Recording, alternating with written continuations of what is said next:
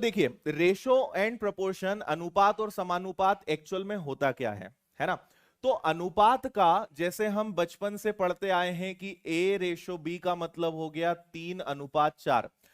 आप इसको ऐसे समझिए कि अनुपात या समानुपात का मतलब होता है एक हिस्सा या एक टुकड़ा या एक शेयर, है ना। कि अगर हमें कोई चीज A और B में बांटनी है तो सबसे पहले उसके 7 टुकड़े करने पड़ेंगे। ठीक है, क्यों 7 टुकड़े करने पड़ेंगे? क्योंकि अनुपात क्या है, 3:4 है। तो पहले हम 7 बराबर हिस्से करेंगे, 7 बराबर टुकड़े करेंगे और फिर उसमें से 3 दे देंगे A को और 4 दे देंगे B को। इतनी बात समझ में आ रही है? तो हमेशा ध्यान रखिए कि एक प्रकार का शेयरिंग वाला काम है, एक प्रकार का हिस्सा बांटना या टुकड़ा देने का काम है। इसको हम रेशो एंड प्रोपोर्शन कहते हैं। ठीक है, अच्छा इसमें समानुपात भी आएगा जिसके बारे में आगे मैं आपको बताऊंगा। और एक और बहुत अच्छी बेसिक चीज आप जानते होंगे कि अनुपात में अगर A/B लिखा है तो उसको हम A/B लिख सकते हैं, या A/B है तो उसको A/B लिख सकते हैं। ठीक है, ये आप जानते हो। बाकी इसके आगे अब मैं आपको क्वेश्चंस के थ्रू कंसेप्ट बताऊंगा। और जो मैथ्स हम पढ़ने वाले हैं वो पूरा टाइप वाइज रहेगा।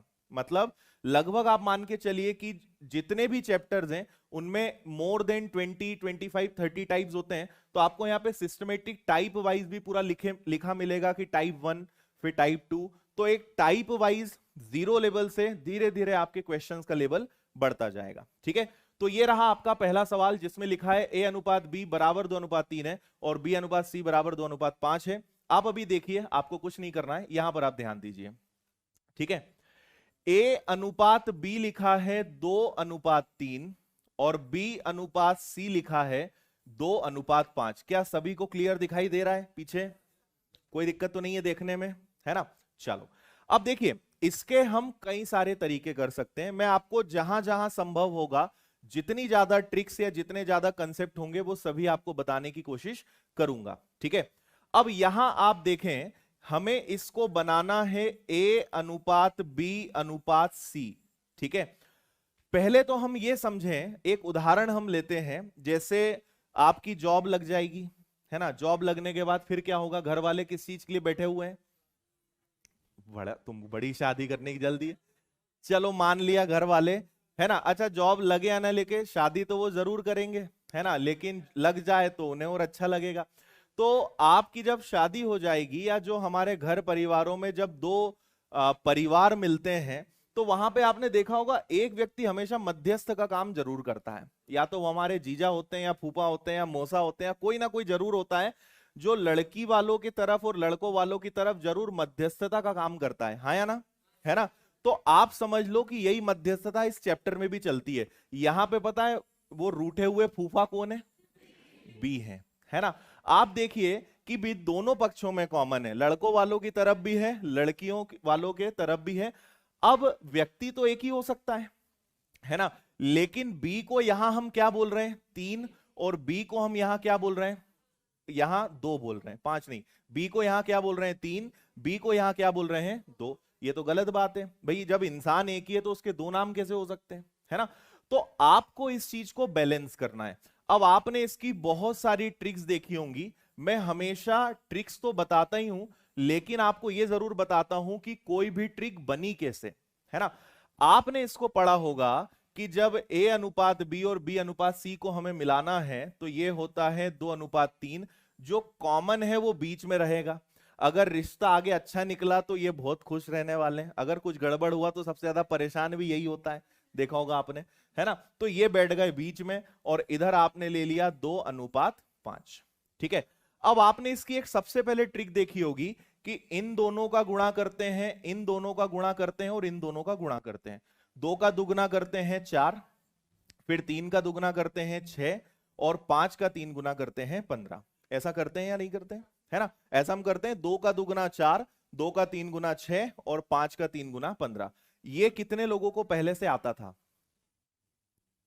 ठीक है, कितने लोगों को पता है कि ऐसा क्यों करते हैं? ये हमारे देश की समस्या है। समझ में आई बात? अब मैं जब आपको बताऊंगा तो आप बोलोगे हाँ सर सही है। एक्चुअली क्या होता है कि मैथ्स ये नहीं है। मैथ्स क्या है? किसी भी चीज को जानना कि ऐसा करते क्यों है ना। और जब आप देखोगे तो आपको लगेगा सर ये तो बड़ा आसान था, इसमें कोई दिक्कत ही नहीं है। तो हम फाउंडेशन बैच की खासियत आपको ये मिलेगी कि हर चीज का कारण जानने को मिलेगा कि अच्छा इसलिए ऐसा करते हैं, जब आपको ज्यादा अच्छे से चीजें क्या होती हैं, याद होती हैं। ये एक बहुत बेसिक तरीका है, मैं आपको बताता हूं इसका कारण क्या है। देखो, एक आपके पास है ए अनुपात बी, और दूसरा आपके ए अनुपात बी का अनुपात कितना है, 2:3, ठीक है। और बी और सी का अनुपात कितना है, इसको ऐसे लिख लेते हैं, चलो। ए और बी का अनुपात जो है कितना है, 2:3, और बी और सी का अनुपात कितना है, 2:5। आप पता है कुछ भी नहीं कर रहे हो, मैंने आपसे कहा कि भाई जब बी एक ही इंसान है तो दो अलग अलग संख्याएं क्यों, वो तो एक ही होना चाहिए। तो हम क्या कर रहे हैं, इन दोनों संख्याओं को सेम बना रहे हैं, दोनों को एक ही बना रहे हैं। तो यहां पर 3 है, तो मैं ऐसा करूंगा कि इसमें 2 का गुणा कर दूंगा, तो ये 6 बन जाएगा क्या, हाँ या ना। और इसको भी 6 बनाने के लिए किससे गुणा करना पड़ेगा, 3 से। तो चलो 2 का 2 अब, अच्छा अनुपात में हमेशा ध्यान रखना कि अगर किसी एक संख्या में गुणा करोगे तो दूसरे में जरूर करना पड़ेगा, है ना, नहीं तो ये बुरा मान जाएगा, भाई इसको दुगना करोगे तो इसको भी दुगना करना है। आप किसी भी संख्या का गुणा भाग कर सकते हो, लेकिन जो करोगे वो सभी संख्याओं के साथ में करोगे। तो जैसे ही आपने 2 में 2 का गुणा किया तो ये क्या बन गए, 4, और ये क्या बन गए, 6, है ना। अच्छा 3 का गुणा करो तो क्या बन गए, 6, और 3 का 5 गुना करो तो क्या बन गए, 15। अब आप बोलोगे कि हाँ सर बी दोनों जगह सेम हो चुका है ना। तो अब इन दोनों को अगर मैं एक बनाऊंगा तो ए हो गया 4, बी हो गया 6, और सी हो गया 15। तो एक्चुअल में हम जो प्रोसेस कर रहे हैं वो क्या कर रहे हैं कि जो मध्यस्थ है, जो कॉमन इंसान है, उसको हम सेम कर रहे हैं। जब उसको आप सेम करोगे तो बचे हुए जो 2 नंबर्स हैं वो अपने आप एडजस्ट हो जाएंगे उसके हिसाब से। नहीं आया समझ में, आया भाई। आप ये बताओ कि आपने 2 में किसका गुणा किया, 2 में किसका गुणा किया, यहां पे आप 2 में किसका गुणा कर रहे थे, 2 का। अच्छा फिर आपने 3 में किसका गुणा किया, तो यहां भी आप 3 में किसका गुणा कर रहे थे, 2 का। अच्छा ये तो हो गया, इस 5 में किसका गुणा किया, तो बेसिकली आपने क्या किया, इन दोनों को सेम किया। आई इतनी बात समझ में। अब इसका एक और तरीका होता है जो मैं हमेशा आपको सलाह देता हूं कि आप उस तरीके से करिए। एक तरीका तो हमारा ये वाला हो गया, अब आप एक दूसरा तरीका और सीखिए। ये ठीक है, क्लियर है ना। इसको मैं हटा के थोड़ा सा छोटे में लिख के दूसरा आपको तरीका बताता हूं जो इससे भी बेस्ट है। इसको लिख देता हूं ताकि आपके पास ये नोट्स में सुरक्षित रहे। 2:3, 2:5, क्या करते हैं हम, 2 का दुगना 4, है ना, इधर ये इधर गया तो 6, और ये इधर गया तो 15। चलो इससे अच्छी ट्रिक मैं आपको बताता हूं जो आपको हर जगह काम आएगी। आप लिखिए ए बी और सी, ए और बी का अनुपात कितना है, 2:3, बी और सी का अनुपात कितना है, 2:5। आप बस एक छोटा सा काम कीजिए कि जो खाली जगह है वहां पे साइड वाले नंबर को खिसका दो। यहां पर कौन है, 3 है, इसको आप इधर रख दो। यहां पर कौन है, इसको इधर रख दो। आ रही बात समझ में, ठीक है। तो आप यहां पर इनका गुणा करिए, कितना आएगा, 4, इनका गुणा करिए कितना आएगा, 6, इनका गुणा करिए कितना आएगा, 15। तो ये सबसे आसान तरीका है, कुछ नहीं करना है, जो खाली जगह है साइड वाले नंबर को खिसका दो। 3 उधर गया, ये 2 इधर आ गया, गुणा किया 4, इनका गुणा किया 6, इनका गुणा किया 15। आया समझ में, कोई दिक्कत किसी को भी नहीं होनी चाहिए, है ना। तो आप मुझे एक जल्दी से सब लोग क्वेश्चन का आंसर दें। ए और बी का रेशो अगर 5 और 7 है, और बी और सी का रेशो अगर 3 और 4 है, तो एबीसी क्या होगा, फास्ट, एबीसी क्या होगा।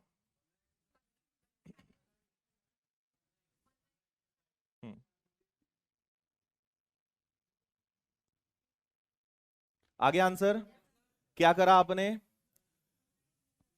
आपने लिखा 5 7, इधर लिखा 3 और 4, इधर आपका 7 गया, इधर आपका 3 गया। देखो कोई भी तरीका लगा लो, मैं ऐसा नहीं बोल रहा हूं कि आपको इसी से करना है, जो अच्छा लगे उससे कर लो, कोई दिक्कत नहीं है। आंसर जल्दी आना चाहिए, है ना।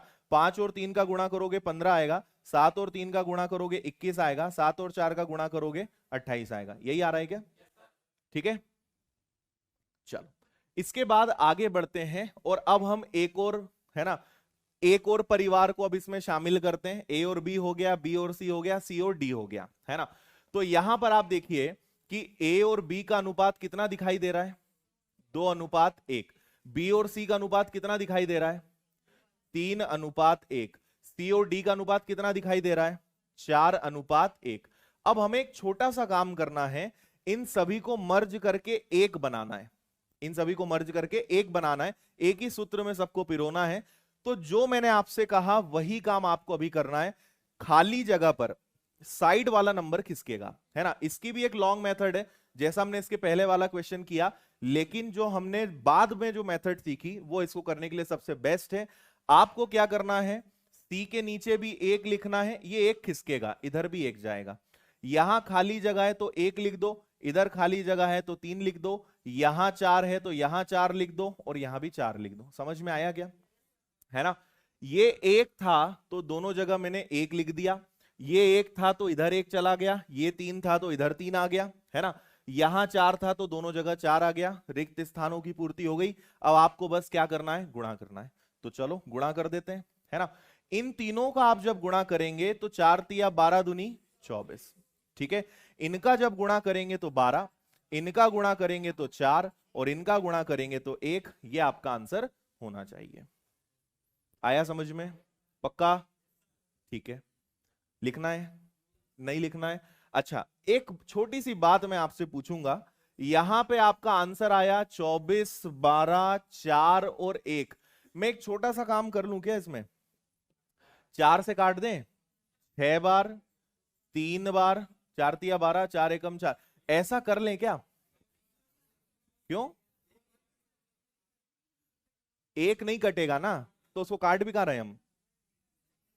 भाई बाकी तो कट सकते हैं। ठीक है। ऐसा करने की कभी गलती नहीं करना है हमें, है ना। ऐसा आप करेंगे या कोई ना कोई ऐसा करेगा, है ना। एग्जाम में ऐसे ऑप्शंस जरूर आते हैं कि आपको लगेगा ठीक है ना सर, एक तो कटेगा नहीं, इनको तो काट दें बेचारों को। तो ये भी नहीं, मरेंगे तो सब मरेंगे, नहीं तो कोई नहीं मरेगा, है ना। वो बचपन में हम भी खेलेंगे, नहीं तो खेलने भी नहीं देंगे। तो कटेंगे तो सारे नंबर्स, नहीं तो नहीं कटेंगे, है ना। देखो ये चीजें मैं अपने पिछले 10-12 साल के अनुभव के आधार पे बता रहा हूं। इन 10-12 सालों से पढ़ाने में कई बार ऐसे ऐसे खतरनाक अनुभव भी आपके साथ में शेयर करूंगा। आप एक अनुभव मैं अपना जरूर शेयर करता हूं। ये जब छत्तीसगढ़ में मैं एज ए LIC का, छत्तीसगढ़ आपने देखा होगा, वहां एजुकेशन का लेवल कुछ ज्यादा ही कम है बाकी राज्यों की तुलना में। तो वहां पे मैं एज ए LIC कांकेर, सुना हो अगर आपने कभी, नक्सली एरिया है, वहां पे मुझे पोस्टिंग मिली थी पहली। तो मैं as a LIC administrative officer वहां पे काम करता था। तो मैं वहां पे 10 से 6, 10 से 5 ऑफिस संभालता था, और बाकी समय में क्या करता था कि पढ़ाता था वहां पर बच्चों को फ्री में। तो सुबह 7 बजे से रात के 10 तक पढ़ाता था, मतलब सॉरी, सुबह 10 तक, 10 से 5 अपना 6 बजे तक ऑफिस किया, 6 से 9 फिर मैं पढ़ाता था। तो वहां पे एक बच्चा मुझे मिला, आप भी, आपको भी मजा भी आएगा, दया भी आएगी। ठीक है। 102 में 10 का भाग देना था। ठीक है। 102 में 10 का भाग देना था। मैक्सिमम बच्चे जो हैं आंसर 10.2 लेकर आए थे, लेकिन एक बच्चा इंटरनेशनल था, वो 12 लेकर आया। ठीक है। कितना आंसर लेके आया? 12। अब वो मुझसे लड़ाई कर रहा है कि सर आपका आंसर गलत है, इसका आंसर तो 12 आना चाहिए। मैंने कहा भाई कैसे आना चाहिए? सर सिंपल है, 0 से 0 कट जाएगा। ठीक है। तो उसने 0 से 0 काट दिया। 102 में 10 का भाग देके आंसर कितना लाया? सर 12 आएगा। आपका मैथ्स बेकार है। आ रही बात समझ में? तो इसलिए ऐसी चीजें मैं बता देता हूं। कभी भी याद रखिए कि अगर सारे नंबर्स होंगे तो वही एक साथ कटेंगे, अदरवाइज कोई भी नंबर नहीं कटेगा। क्लियर है इतना सभी को? है ना। चलो, एक आपको क्वेश्चन में दे रहा हूं, सभी इसका आंसर बताएंगे, A, B, C और D, है ना। और आपको रेशो दे देते हैं यहां पे 2:3। ऐसी लिख दूं चलेगा ना? 3:4 और 2:1। सबको मर्ज करके एक बनाइए जरा जल्दी से। अच्छा। अच्छा, दिशा उइके कांकेर से हैं ये। ठीक है।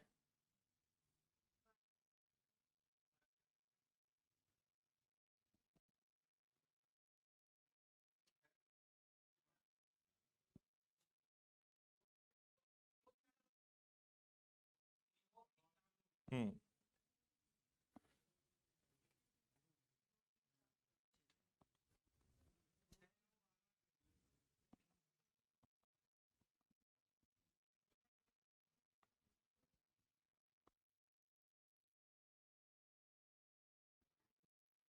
हाँ जी, आगे आंसर सभी का।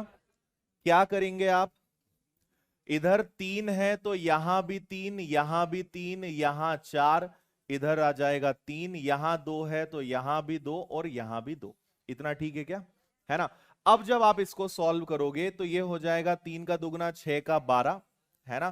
फिर ये हो जाएगा 9 और 2 18, फिर ये हो जाएगा 12 का दुगना 24 और ये हो जाएगा आपका 12। अब ये सभी कैंसिल हो रहे हैं क्या, किससे कैंसिल कर सकते हैं, 6 से काट दें तो ये 6 से कैंसिल होगा 2 बार, ये कैंसिल होगा 3 बार, ये कैंसिल होगा 4 बार और ये कैंसिल हो जाएगा आपका कितना, 2 बार। ये आपका आंसर आ जाएगा। ठीक, आया होगा सभी का आंसर यही। चलिए आगे बढ़ेंगे फिर। अब यहां से आपको मैं एक नया कंसेप्ट सिखाने वाला हूं जिसे बोला जाता है समानुपात, है ना। अभी तक हमने केवल अनुपात की बात करी है। आज पहला दिन है, मैं किसी भी प्रकार से आपके सिर पे बहुत ज्यादा लोड नहीं देना चाहता हूं, लेकिन आप जब एक चैप्टर पूरा शुरू से आखिरी तक पढ़ेंगे तो चैप्टर के आखिरी में आपको एक अलग ही कॉन्फिडेंस होगा। हर लेवल के प्रश्न कराऊंगा, ऐसे ऐसे क्वेश्चंस आपको देखने को मिलेंगे कि आपने पढ़े भी नहीं होंगे, है ना। जैसे मोमबत्ती वाले सवाल आते हैं, अगर आपने कभी देखा हो कि एक मोमबत्ती 6 घंटे में जलती है, एक 8 घंटे में जलती है, 2 घंटे में कितना जले कि इनका अनुपात 2:3 हो जाए। ऐसे ऐसे यूनिक क्वेश्चंस करेंगे और लॉजिकल। आपको मैं एक बात बताना भूल गया हूं कि अरिथमेटिक के जितने भी 18 या 20 टॉपिक हम पढ़ने वाले हैं, सभी को हम करने वाले हैं बिना फॉर्मूले के। पूरे चैप्टर्स को हम सिर्फ 2 तीर से निशाना लगा के निपटाएंगे, एक प्रतिशत और दूसरा अनुपात, है ना। कोई भी चैप्टर, तो आप चक्रवृद्धि ब्याज जैसा चैप्टर जो है, एक एक क्वेश्चन हम बिना फॉर्मूले के करने वाले हैं, कोई सूत्र नहीं, कोई टेंशन नहीं रट्टा मारने का। मतलब हम कहां पे काम करने वाले हैं, मैं हमेशा एक ही चीज बोलता हूं कि आपके पास चलाने के लिए 2 चीजें हैं, पहला पेन और दूसरा दिमाग। ज्यादा तेज क्या चलेगा दोनों में, पर चलाते क्या आए हम, पेन। तो इसलिए मजा क्या आता है, पेन चलाने में बड़ा मजा आता है। लेकिन आप याद रखिए कि एग्जाम में आपको पेन से ज्यादा क्या तेजी से चलाना है, दिमाग। सिलेक्शन पेन नहीं दिलाएगा, सिलेक्शन दिमाग दिलाए। तो उस दिमाग को हमें चलाना है जो हमारा कई सालों से वर्षों से ठप्प पड़ा है, जंग खा चुका है। वो हमें उसके पुर्जे जो हैं, थोड़े से जंग खाए हैं, 2-4 दिनों में ऑयलिंग होगी, वो काम करेगा, है ना। उसमें बहुत कैपेसिटी है। चलिए, तो यहां पर देखिए आप 5:15:8 क्वेश्चन मार्क। पहले तो ये बता दूं मैं कि ये समानुपात होता क्या है। तो अनुपात क्या होता है, 2 संख्याओं में बैलेंस करने का काम करता है। ए और बी के बीच का जो अनुपात होगा, ठीक है, एक इनका अनुपात होगा, एक सी और डी का अनुपात होगा। ये जो समानुपात होता है ना, ये बैलेंस का काम करता है। मतलब जो संबंध ए और बी में होना चाहिए, वही संबंध किस में होना चाहिए, सी और डी में, है ना। कई लोगों के आंसर आ भी गए हैं। जैसे आपने देखा कि 5:15 और इधर हो गया 8:x, ठीक है। तो आप ये देखो कि ये कितना गुना है, 3 गुना। या आप ऐसे समझ लो कि इनका अगर अनुपात बनाया तो 1:3, तो इनका अनुपात भी क्या आना चाहिए, 1:3। तो 1:3 तभी आ सकता है जब यहां पर क्या आएगा, 24। मतलब आपके इस प्रश्न का आंसर कितना आएगा, 24 आएगा। समझ में आया, मेथड बता रहा हूं, अभी तो मैंने आपको केवल लॉजिक बताया है। अगर 5 का 3 गुना 15 है तो 8 का 3 गुना 24 होना चाहिए। जो संबंध इस तरफ है वही संबंध इधर होना चाहिए। इसको बैलेंस करने को बोलते हैं प्रोपोर्शन, है ना। हिंदी में इसको बोलते हैं समानुपात। क्लियर है इतना सभी को, है ना। अच्छा, अब यहां पे आप मुझे बताएं कि अगर 6:15 हो तो 8 क्या हो। सभी से आंसर है, हाँ जी।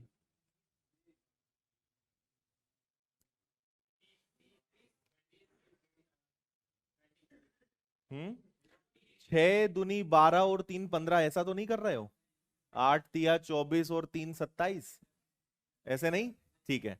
अब आप यहां पे अगर देखेंगे ना, तो ये पता है कितना गुना है, 2.5 गुना है। ये 2.5 टाइम्स है। तो इसका भी अगर आप 2.5 गुना करोगे तो कितना आएगा, 20 आएगा, है ना। 25 अठे 200, 2.5 इंटू 8 कितना आएगा, 20।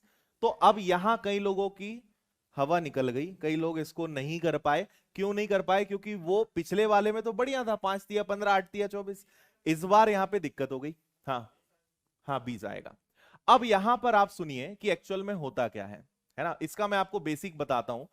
आपको पता है कि ए अनुपात बी को ए बटे बी लिख सकते हैं, और सी अनुपात डी को हम सी बटे डी लिख सकते हैं, है ना। फिर इसका होगा क्रॉस मल्टीप्लाई, इन दोनों का गुणा होगा तो ये बनेगा ए गुणा डी, इन दोनों का गुणा होगा तो बनेगा बी गुणा सी। ऐसा हम कर सकते हैं। तो अगर आपने अभी जो क्वेश्चन लिया था, चलो इसी को ले लेते हैं, 5 15 तो 8 अनुपात क्या। ठीक है, सो 5:15 प्रोपोर्शन 8 क्वेश्चन मार्क। तो ये आपका ए का काम कर रहा है, ये बी का, ये सी का, और ये डी का, है ना। तो ए की वैल्यू आपको दी हुई है 5, डी की वैल्यू आपके पास नहीं है, बी की वैल्यू आपके पास 15 है, और सी की वैल्यू कितनी है? 8 है। हाँ या ना? ठीक है, अब आप इसको सॉल्व कर लीजिए। वैसे तो आप यहीं से कैंसिल कर लोगे इसको, ठीक है। तो ये आ जाएगा 3, और 8 का 3 गुना क्या हो जाएगा? 24। ये आपके इस क्वेश्चन का आंसर था जो अभी हमने यहां पर लिखा। तो ये इसकी एक्चुअल में मेथड है कि जब आप गुना ना कर पाओ, है ना, लॉजिक ना लगा पाओ, तो आप इस मेथड को फॉलो कर सकते हैं। यहां पर एक चीज आपको और सभी को ध्यान रखनी है इसमें, कि ये जो ए है इसे कहा जाता है फर्स्ट प्रोपोर्शन। क्या बोलते हैं? First proportion. हिंदी में बोलोगे लग रहा है ना, तुम इंग्लिश नहीं बोलोगे। हिंदी में इसे बोलते हैं प्रथम अनुपाती। क्या बोलते हैं? प्रथम अनुपाती। तो बी को बोलो, क्या बोलेंगे? बी को इंग्लिश में कहेंगे सेकंड प्रोपोर्शन, और हिंदी में कहेंगे द्वितीय अनुपाती। सी को क्या कहेंगे? थर्ड प्रोपोर्शन, और हिंदी में कहेंगे तृतीय अनुपाती। और डी को क्या कहेंगे? फोर्थ प्रोपोर्शन, मतलब चतुर्थ अनुपाती। यह सवाल कई बार ऐसे पूछा जाता है कि 5 15 और 8 का चतुर्थ अनुपाती ज्ञात कीजिए। ठीक है, find fourth proportion of 5 15 and 8, है ना। तो फोर्थ फोर्थ फोर्थ बोल रहे हैं ना, ये ए है, ये बी है, ये सी है, क्या निकालना है? डी। डी को क्या बोलते हैं? चतुर्थ अनुपात। तो कई बार ये सवाल इसलिए आता है, इसलिए ये नाम भी आप याद रखें कि ए मतलब प्रथम अनुपाती, बी मतलब द्वितीय, सी मतलब तृतीय, डी मतलब चतुर्थ। First second third fourth. Clear है? चलिए इसका आंसर जल्दी से बिना पेन उठाए, पेन रख दो नीचे, पेन रखो नीचे और आंसर बताओ जल्दी। दिमाग तो लगाओ जरा, लोड तो दो। क्या आएगा? 15। कुछ लोगों ने तो सुन लिया, इतने में ही आंसर आ गया उनका। 6 9 10 और क्वेश्चन मार्क, है ना। तो आप देखेंगे कि ये कितना गुना है? ये 1.5 गुना है, 1.5 टाइम्स है। अगर आपको पहाड़े अच्छे से याद हैं तो फिर आपका पेन नहीं चलेगा, और अगर पहाड़े याद नहीं है ना तो आपका हाथ बार बार खिंचाएगा पेन की तरफ, है ना। तो पहाड़े पहाड़े मतलब टेबल्स कहां तक याद होने चाहिए? 30 तक। अरे 20 तक तो तुमने बचपन में ही याद करवा दिए थे ना। लठ खाए हैं खूब, लकड़ियां खाई हैं, है ना, और क्या सोटी बोलते थे स्कूल में। तो वो तो 20 तक तो वही याद कर लिए थे। 30 तक अगर आपको याद है तो आपका कैलकुलेशन बाकी सब लोगों से काफी तेज रहेगा, है ना। इसका आप ध्यान रखें। तो ये 1.5 गुना है, इसका अगर आप 1.5 गुना करोगे तो आंसर कितना आएगा आपका? 15। या फिर जो अभी हमने सीखा, ए गुणा डी बराबर बी गुणा सी। ना दिमाग चले तो फिर ये तो है ना, इसको तो आप लगा ही सकते हो जो अभी मैंने आपको बताया था, ए गुणा डी बी गुणा सी। तो ए आपके पास क्या है? 6, डी आपको निकालना है, बी कितना है? 9, सी कितना है? 10। ये 9 है, ये 10 है ना। तो डी बराबर हो जाएगा 90/6, मतलब आंसर कितना आ जाएगा? 15। क्लियर है? चलिए आगे बढ़ेंगे। अब यहां से एक कंसेप्ट निकल के आता है। इस क्वेश्चन के लिए हम थोड़ा सा रुकेंगे, पहले एक जो चीज मैं आपको बता रहा हूं वो सुनिएगा। ये आपके एग्जाम के हिसाब से काफी इंपॉर्टेंट है, और ये है मध्यानुपाती, जिसे इंग्लिश में क्या कहते हैं? Mean proportion. मध्यानुपाती मतलब मीन प्रोपोर्शन का कंसेप्ट, ठीक है। और ये एग्जाम का क्वेश्चन है, आप एसएससी की तैयारी कर रहे हो या पुलिस के, आपको ऐसा क्वेश्चन दिखाई देगा। ये अभी तक हमने जितने पढ़े हैं उसमें सबसे इंपॉर्टेंट ये है, मतलब इसका डायरेक्ट क्वेश्चन आता है। इसके पहले हमने जितनी भी चीजें पढ़ी हैं उनकी आपको क्वेश्चंस में जरूरत पड़ेगी, लेकिन इसका सीधा क्वेश्चन बनता है। तो पहले इसका थोड़ा बेसिक समझिए, फिर हम इस पे आएंगे। मध्यानुपाती का कंसेप्ट क्या होता है जब एक, वही अपने नाराज फूफा, है ना, ये दोनों तरफ कॉमन होंगे, तो ए अनुपात बी समानुपात बी अनुपात सी, मतलब बी दोनों तरफ क्या है, कॉमन है ना। अच्छा, नियम तो वही लगेगा, ए बटे बी बराबर में बी बटे सी, है ना, ए बटे बी बी बटे सी, इसका गुणा इधर, इसका गुणा इधर, तो बी और बी का गुणा करोगे तो क्या हो जाएगा, बी का स्क्वायर और ए इंटू सी, ये कंसेप्ट यहां से निकल के आया। ठीक है, यहां पर ए को बोला जाता है इंग्लिश में फर्स्ट प्रोपोर्शन और हिंदी में प्रथम अनुपाती। ठीक है, बी को बोला जाता है यहां पे सेकंड प्रोपोर्शन, लेकिन उसके बजाय इसको यहां पर क्या बोलते हैं, मध्यानुपाती। ठीक है, इसी को बोलते हैं मध्यानुपाती, या इंग्लिश में क्या बोलेंगे, मीन प्रोपोर्शन, और सी को क्या बोलेंगे, थर्ड प्रोपोर्शन या तृतीय अनुपाती। इन सब के आगे आपको मैं क्वेश्चंस करवाऊंगा, है ना, तब आपको चीजें ज्यादा समझ में आएंगी। तो आपसे फिलहाल कहा गया है कि 0.16, कोई क्वेश्चन छूटा तो नहीं ना अपना, ठीक है। पांचवा कहां है भाई, मुझे लग रहा था ये क्वेश्चन डायरेक्ट कैसे आ गया, एक चलो कुछ नंबरिंग की मिस्टेक है, ठीक है, कोई दिक्कत नहीं है। 0.16 और 0.4 का मीन प्रोपोर्शन मध्यानुपाती बताना है, तो इसको हम लोग सॉल्व करेंगे। आप मुझे बताओ कि मध्यानुपाती का मतलब, मध्यानुपाती का मतलब, अरे मध्य का नहीं, बी, ये अब तो बता दिया ना।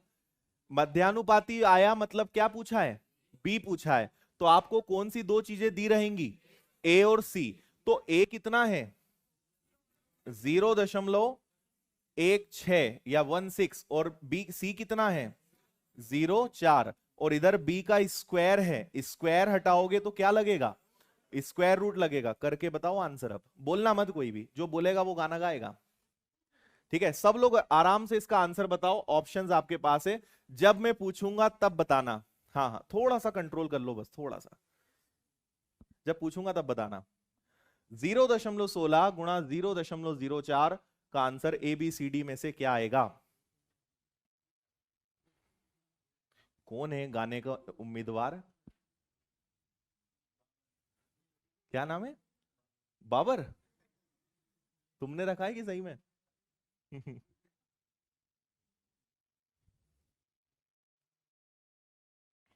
हम्म, हो गया, बोलो ए बी सी डी में से क्या आया, ए आया।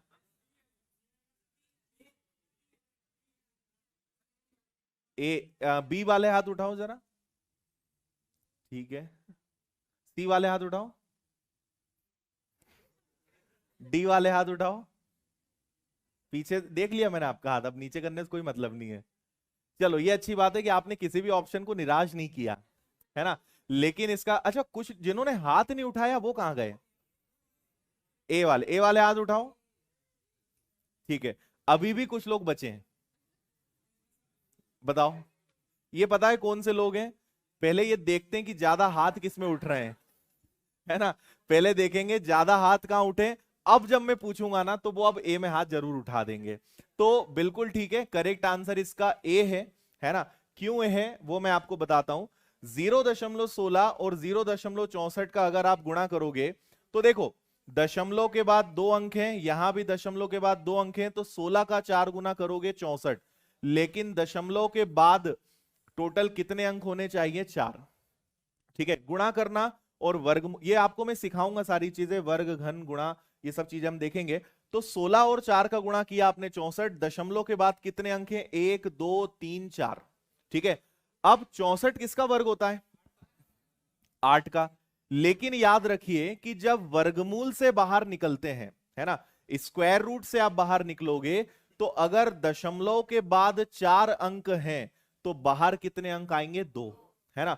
तो आप 8 के पहले केवल एक अंक के बाद दशमलव लगाओगे और ये आपका आंसर आएगा 0.08। आया समझ में कि नहीं आया, आ गया है ना। और आप इसके पीछे कारण भी समझ सकते हो, क्योंकि जब आप 0.08, दशमलव में 0.8 का फिर से आप 0.08 से गुणा करोगे तो 8 और 8 तो हो जाएगा 64, दशमलव के बाद 2 अंक, तो 2 और 2 4 अंक के बाद ये लगेगा, है ना। इसलिए वो क्या हो जाता है, आधा। घनमूल अगर होगा, क्यूब रूट अगर होगा, तो 3 अंक के 3 3 के पहाड़े में वो चलेगा। चलो बताऊंगा, अभी इसमें हम कंफ्यूजन में नहीं जाते हैं, आगे बढ़ते हैं। क्वेश्चन नंबर 7, जल्दी से आंसर बताइए। हमारे एक ऑनलाइन वाले स्टूडेंट बोल रहे हैं, सर ऑनलाइन वालों से भी हाथ उठाओ। ठीक है भाई अमजद, हाँ जी क्या बोलते हो? आपसे कहा गया है कि a/4 बराबर है b/5 के, तो आप एक छोटा सा कष्ट करेंगे, इस b को उठा के यहां ले आओगे, 4 यहां चला जाएगा, तो आंसर ही कितना आ जाएगा? 4:5। मजा आ गया ना? अब करो।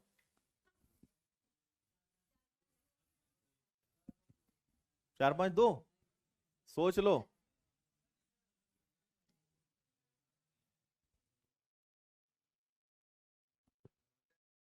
सही बोल रहे हो ना? भरोसा ही नहीं है तुम्हें अपने आप पर। 4 5 2 सही आंसर है। ठीक है, ठीक है, अब आंसर दो।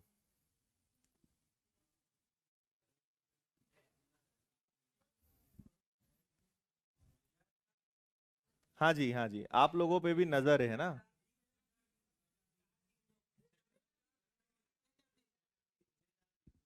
देखो ये तुम लोग की स्टूडेंट्स की एक आदत मुझे बहुत अच्छी लगती है, पता हो या ना हो तुक्का जरूर मारते हैं, है ना? पता नहीं है क्या करना है। अच्छा, कई लोग पता है आंसर देना चाह रहे हैं 2 3 4 पर, कोई सपोर्ट ही नहीं कर रहा है ना? कई लोग हैं जिनका आंसर 2 3 और 4 आ रहा है, वो बेचारे चाह रहे हैं कि यार अपन हमारा भी तो साथ दो, इसको भी तो बोलना है। लेकिन अब डाउट भी हो रहा है कि हर बार ऐसा तो होगा नहीं, तो हम थोड़ा सा पहले पीछे चलेंगे। इसका आंसर 2 3 4 तो नहीं आएगा, लेकिन 6 4 3 जरूर आएगा। तो मैं आपको पहले इसका थोड़ा बेसिक बताता हूं कि आखिर हम ऐसा करते क्यों हैं। वापस हम अपने पुराने सवाल पर आते हैं। भाई इस सवाल में तो कोई दिक्कत नहीं थी, इसको तो मैंने आपको प्रूव करके बताया। इस सवाल में आप समझिए, बहुत काम की चीज बता रहा हूं, ध्यान से सुनना सब लोग। यहां लिखते हैं a/4, b/5 और c/2, ये सभी एक कांस्टेंट वैल्यू k के भाई ये सब आपस में बराबर हैं, तो इन्हें हम एक कांस्टेंट वैल्यू k के बराबर मान लेते हैं। ऐसा स्कूल में भी करते थे, है ना? कि ये तीनों जब आपस में बराबर हैं, तो ये किसी ना किसी एक संख्या के बराबर होंगे। उस संख्या को हम x नाम दे दें, y नाम दे दें, k दे दें। जनरली k चलता आया है तो उसको हम नाम दे रहे हैं। बाकी ऐसा नियम नहीं कि हाँ k लिखना है, आपको जो अच्छा लगे वो लिख दो। अब इसका मतलब ये हुआ कि a/4 भी k के बराबर होगा, b/5 भी k के बराबर होगा, और c/2 भी k के बराबर होगा, है या ना? ठीक है। अच्छा, a की वैल्यू 4k होगी, b की वैल्यू 5k होगी, c की वैल्यू 2k होगी, हाँ या ना? 4 इधर, 5 इधर, 2 इधर। अब अगर मैं आपसे पूछूंगा कि बताइए a/b/c क्या होगा, तो आप कहोगे सर 4k, 5k और 2k, ऐसे ही होगा, है ना? क्योंकि एबीसी की वैल्यू है। और दूसरी बात यहां पर क्या है कि k यहां से कैंसिल हो जाएगा, तो बचेगा क्या हमारे पास? 4 5 और 2।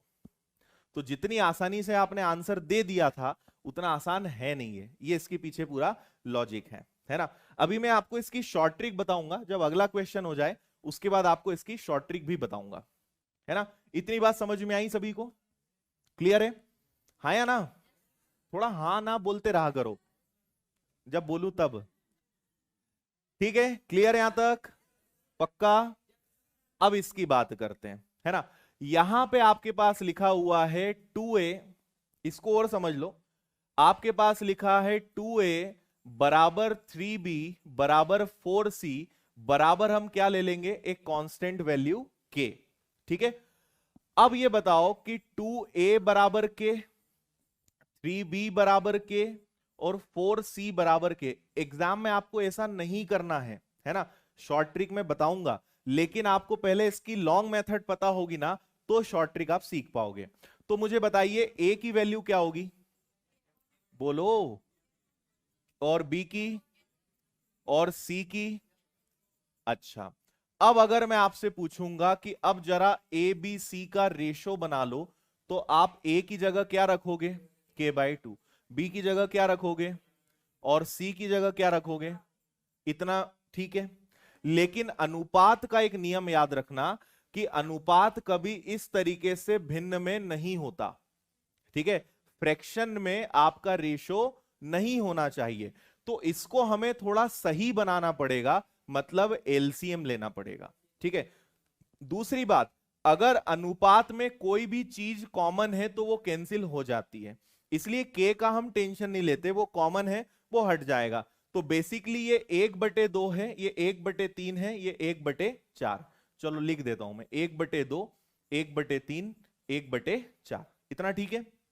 अच्छा, अब इसको अगर हमें एक अनुपात में कन्वर्ट करना है तो आपको लेना पड़ेगा एलसीएम। इधर देखो, है ना, कैमरा देखा नहीं कि फिर तो भूल ही जाते हो। 1/2, 1/3, 1/4 का 2, 3 और 4 का एलसीएम कितना आएगा? 12। तो आप सबको 12 से गुणा कर दो। 2 से कैंसिल हुआ 6 बार, 3 से कैंसिल हुआ 4 बार, और 4 से कैंसिल हुआ 3 बार। तो ये इसका आंसर होगा। समझ में तो नहीं आया? अच्छा, आया क्या?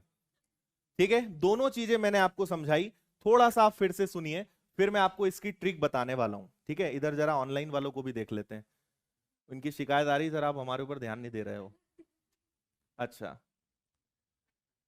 चलो सुनो अब जरा इधर।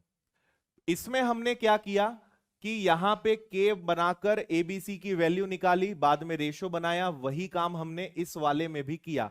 अब नेक्स्ट टाइम से आपको क्या करना है, ये बात मेरी सुनिएगा। चलो इसी से बता देता हूं। कभी भी अगर 2:3 आपस में बराबर हैं तो हम उसे कांस्टेंट वैल्यू के बराबर मानते हैं। जब भी आप किसी को कांस्टेंट वैल्यू के बराबर मानोगे वो संख्या पलटेगी। ठीक है, आप यहां देखिए 4 बटे में था, ये पलटकर 4 बन गया। ये 1/5 था, ये 5 बन गया। ये 1/2 था, ये 2 बन गया। हुआ? तो अगर आप कभी भी कांस्टेंट वैल्यू के बराबर मानते हो तो सिंपल आपको संख्या पलटना है ना। इसी प्रकार से अगर इस वाले की बात करें तो यहां पे 2 ऊपर था, पलटो जरा 2 को, 1/2। 3 को पलट दो, 1/3। 4 को पलट दो, तो आप सीधे प्रश्न से डायरेक्ट यहां पर आ जाओगे। अब मैं आपको एक क्वेश्चन अपने मन से दे रहा हूं, उससे आपको ज्यादा चीजें समझ में आएंगी, है ना। सिर्फ ध्यान से आप देखिएगा। मैंने लिखा a/2 बराबर b/3 बराबर c/7, है ना, c/5 ले लेते हैं। और दूसरा प्रश्न में लिखता हूं कि 2a बराबर 3b बराबर 3b बराबर 5c। दोनों के आंसर आप लोग बता सकते हो क्या? चलो आप लोग करो, फिर मैं बताता हूं। एक बार आप अपने हिसाब से निकाल कर देखें। ठीक है, लंबे तरीके से नहीं करना है, डायरेक्ट करने की कोशिश करना है। नहीं समझ में आया होगा मैं दोबारा आपको बताऊंगा। ठीक है, हाँ।